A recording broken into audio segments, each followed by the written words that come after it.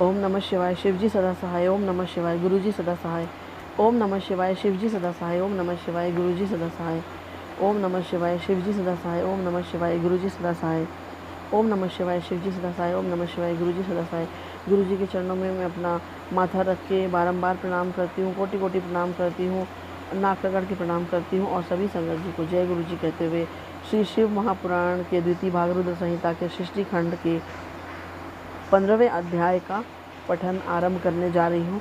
इसके पहले मैं सभी संगत जी से यह अनुरोध करती हूँ कि कृपा करके आपके पास जब भी श्री शिव महापुराण का कोई भी वीडियो आता है इसे आप लोगों तक ज़रूर पहुँचाएँ, अधिक से अधिक लोगों तक पहुँचाएँ, जिससे इसके श्रवण का श्रवण करके आप तो पुण्य के भागी बने ही, दूसरे को श्रवण करा करके भी आप और अधिक पुण्य प्राप्त कर सकते हैं। तो आरंभ करती हूँ 15वें अध्याय का पठन। अथ पंचदशो अध्याय है। विषय है सृष्टि का वर्णन। नारद जी बोले, हे महाभाग, हे विधे, हे देवश्रेष्ठ, आप धन्य हैं। आपने आज यह शिव की परम पावनी अद्भुत कथा सुनाई। इसमें सदाशिव की लिंगोत्पत्ति की जो कथा हमने सुनी है वो महादिव्य, कल्याणकारी और अद्भुत है, जिसके प्रभाव मात्र को ही सुनकर दुख नष्ट हो जाते हैं। इस कथा के पश्चात जो हुआ उसका महात्म्य और उसके चरित्र का वर्णन करें।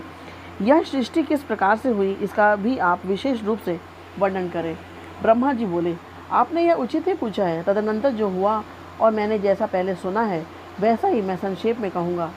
हे विपेंद्र, जब सनातन देव शिव अपने स्वरूप में अंतर्ध्यान हो गए तब मैंने और भगवान विष्णु ने महान सुख की अनुभूति की।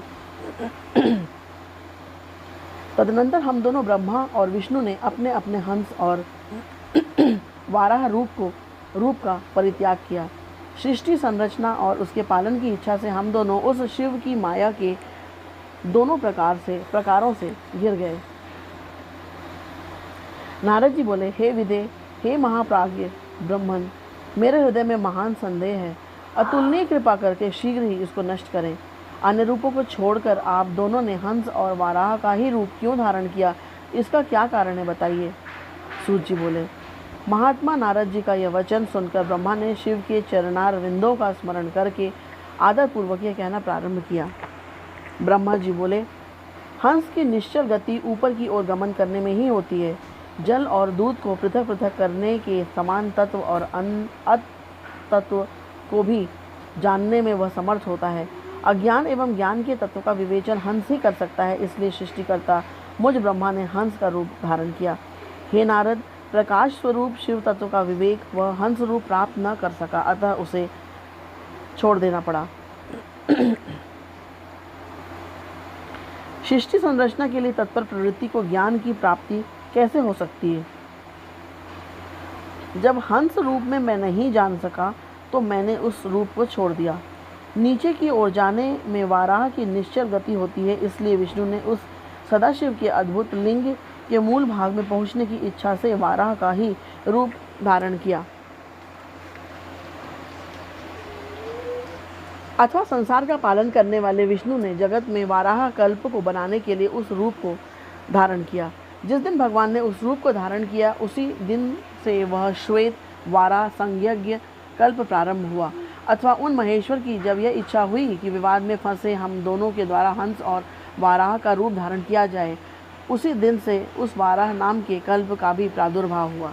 हे नारद, सुनिए, मैंने इस प्रकार से तुम्हारे प्रश्नों का उत्तर प्रस्तुत कर दिया है। हे मुने, अब सदाशिव के चरण कमल का स्मरण करके मैं सृष्टि सृजन की विधि बता रहा हूँ।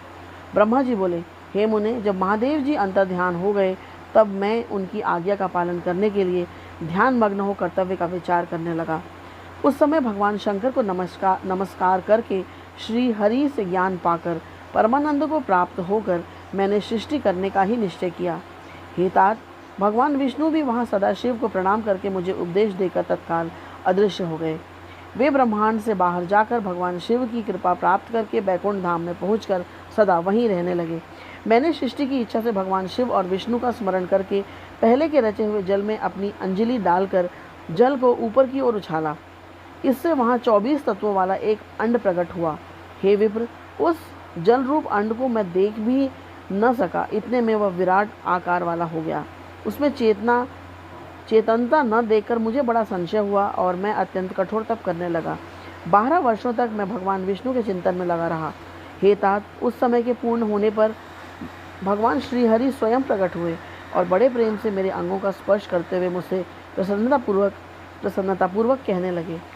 विष्णु बोले, हे ब्राह्मण, आप वर मांगिए, मैं प्रसन्न हूँ। मुझे आपके लिए कुछ भी अदेय नहीं है। भगवान शिव की कृपा से मैं सब कुछ देने में समर्थ हूँ। ब्रह्मा जी बोले, हे महाभाग, आपने जो मुझ पर कृपा की है वह सर्वथा उचित ही है, क्योंकि भगवान शंकर ने मुझे आपके हाथों में सौंप दिया है। हे विष्णु, आपको नमस्कार है। आज मैं आपसे जो कुछ मांगता हूँ उसे दीजिए। हे प्रभु, ये विराट रूप तथा 24 तत्वों से बना हुआ अंड किसी तरह चेतन नहीं हो रहा है। यह जड़ीभूत दिखाई देता है।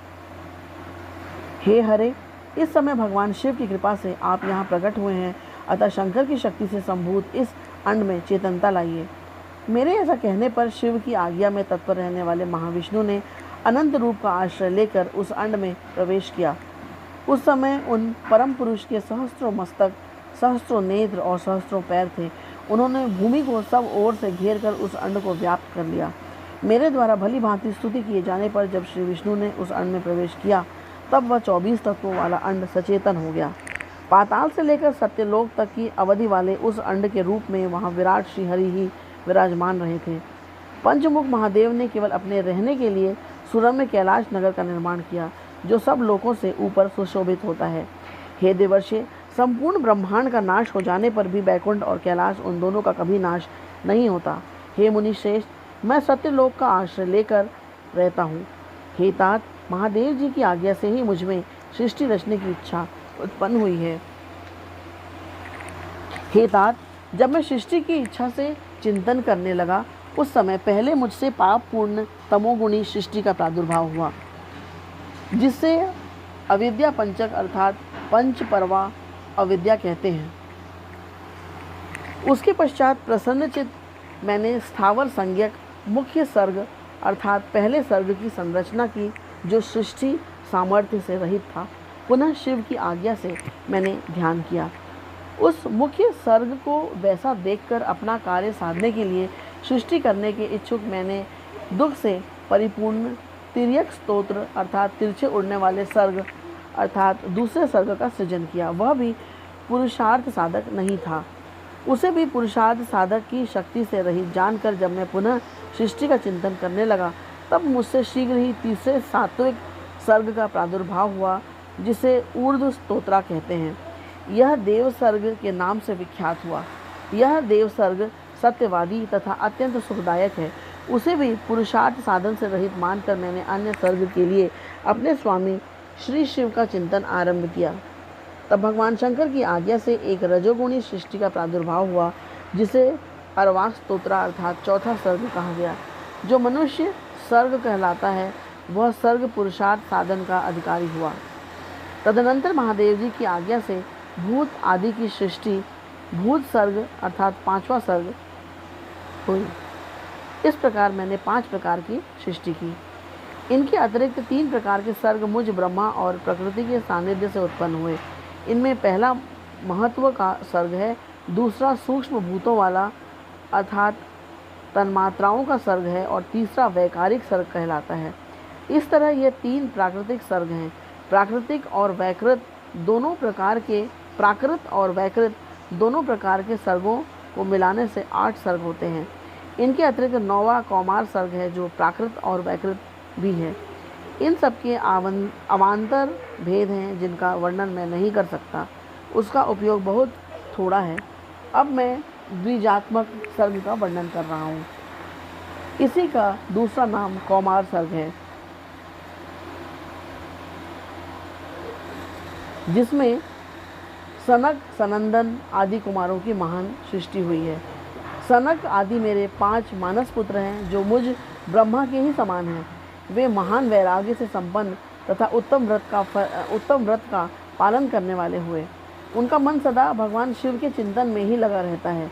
वे संसार से विमुख एवं ज्ञानी हैं। उन्होंने मेरे आदेश देने पर भी सृष्टि के कार्य में मन नहीं लगाया। हे मुनि श्रेष्ठ, सनकादि कुमारों के लिए कुमारों के दिए हुए नकारात्मक उत्तर को सुनकर मैंने बड़ा भयंकर क्रोध प्रकट किया, किंतु हे नारद, मुझे मोह हो गया। हे मुने, क्रोध और मोह से विहल मुझ ब्रह्मा के नेत्रों से क्रोधवश आंसू की बूंदें गिरने लगी। उस अवसर पर मैंने मन ही मन भगवान विष्णु का स्मरण किया। वे शीघ्र ही आ गए और समझाते हुए मुझसे कहने लगे, आप भगवान शिव की प्रसन्नता के लिए तपस्या कीजिए। हे मुनि श्रेष्ठ, श्रीहरि ने जब मुझे ऐसी शिक्षा दी, तब मैं महाघोर एवं उत्कृष्ट तप करने लगा। सृष्टि के लिए तपस्या करते हुए मेरी दोनों भौहें और नासिका के मध्य भाग में जो उनका अपना ही अविमुक्त नामक स्थान है, महेश्वर की 3 मूर्तियों में अन्यतम पूर्णांश सर्वेश्वर एवं दया सागर भगवान शिव अर्धनारीश्वर रूप में प्रकट हुए। जो जन्म से रहित तेज की राशि, सर्वज्ञ तथा सर्वकर्ता है, उन नील लोहित नामधारी भगवान उमा वल्लभ को सामने देखकर बड़ी भक्ति से मस्तक झुकाकर उनकी स्तुति करके मैं बड़ा प्रसन्न हुआ और उन देव देवेश्वर से बोला, हे प्रभु, आप विविध जीवों की सृष्टि करें।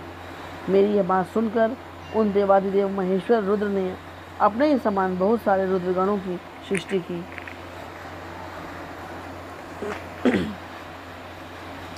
तब मैंने स्वामी महेश्वर महारुद्र से फिर कहा, हे देव, आप ऐसे जीवों की सृष्टि करें जो जन्म और मृत्यु के भय से युक्त हों।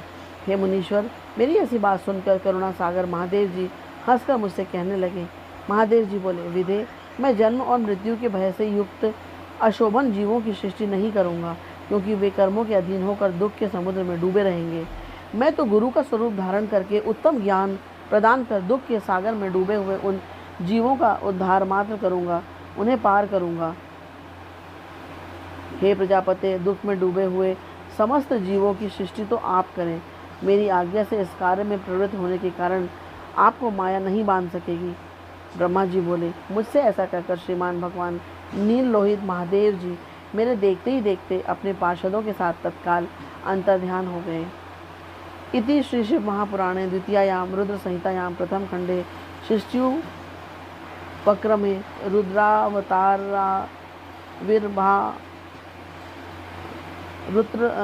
अवतार आविर्भाव वर्णनम नाम 15 अध्याय।